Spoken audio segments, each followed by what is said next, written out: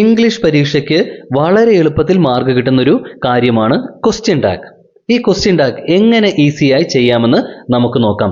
അതിനായി മൂന്ന് സ്റ്റെപ്പ് മാത്രം നമ്മൾ അറിഞ്ഞാൽ മതിയാകും. ഒന്ന്, തന്നിരിക്കുന്ന സെന്റൻസിലെ ഓക്സിലിയറി വെർബ് കണ്ടെത്തുക. രണ്ട്, തന്നിരിക്കുന്ന സെന്റൻസിൽ നോയോ നോട്ടോ പോലെയുള്ള നെഗറ്റീവ് വേർഡ്സ് ഉണ്ടോ എന്ന് നോക്കുക. മൂന്ന്, തന്നിരിക്കുന്ന സെന്റൻസിന്റെ സബ്ജക്റ്റ് കണ്ടെത്തുക. ഈ മൂന്ന് കാര്യമാണ് നമ്മൾ ചെയ്യേണ്ടത്. ഇനി ഇത് വെച്ചിട്ട് എങ്ങനെ ഒരു ക്വസ്റ്റ്യൻ ടാഗിന് ആൻസർ ചെയ്യാമെന്നുള്ളത് നമുക്ക് നോക്കാം.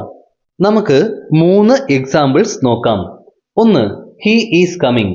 നമ്മുടെ ഫസ്റ്റ് സ്റ്റെപ്പ് എന്താണ്? ഓക്സിലിയറി വെർബ് ഉണ്ടോ എന്ന് നോക്കുക. ഇവിടെ ഓക്സിലിയറി വെർബ് ഉണ്ട്, ഈസ്. അതങ്ങോട്ട് എടുത്തെഴുതുക. രണ്ടാമത്തെ സ്റ്റെപ്പ്, നോയോ നോട്ടോ പോലെയുള്ള നെഗറ്റീവ് വേർഡ്സ് ഉണ്ടോ എന്ന് നോക്കുക. ഇവിടെ അങ്ങനെയുള്ള വാക്കുകളൊന്നുമില്ല. അതുകൊണ്ട് നമ്മൾ ചെയ്യേണ്ടത് ഇസിന്റെ കൂടെ നോട്ടിന്റെ ഷോർട്ട് ഫോമായ ഇൻഡ് ചേർത്ത് കൊടുക്കുക. ഇനി മൂന്നാമത്തെ സ്റ്റെപ്പ്, തന്നിരിക്കുന്ന സെന്റൻസിന്റെ സബ്ജക്റ്റ് നോക്കുക. അത് ഹി ആണ്. ഹി എഴുതി കൊടുക്കുക. അപ്പോൾ ഈസ് ഇൻഡ് ഹി. ഇതാണ് നമ്മുടെ ഒന്നാമത്തെ സെന്റൻസിന്റെ ക്വസ്റ്റ്യൻ ടാഗ് എന്ന് പറയുന്നത്. ഇനി രണ്ടാമത്തെ സെന്റൻസിലേക്ക് വരിക. They had not come here.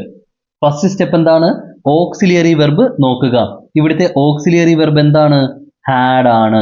ഈ ഹാഡ് എടുത്തെഴുതുക. ഇനി രണ്ടാമത്തെ സ്റ്റെപ്പ് എന്താണ്? നോയോ നോട്ടോ പോലെയുള്ള വാക്കുകൾ ഉണ്ടോ എന്ന് നോക്കുക. ഇവിടെ നോട്ട് എന്ന വാക്ക് വന്നിട്ടുണ്ട്. അത് ഉള്ളത് കൊണ്ട് നമ്മൾ പ്രത്യേകിച്ച് ഒന്നും ചെയ്യേണ്ട കാര്യമില്ല. ഇൻഡെന്ന് ചേർക്കേണ്ട കാര്യമില്ല. ഇനി അടുത്ത സ്റ്റെപ്പ് എന്താണ്? സബ്ജക്റ്റ് നോക്കുക.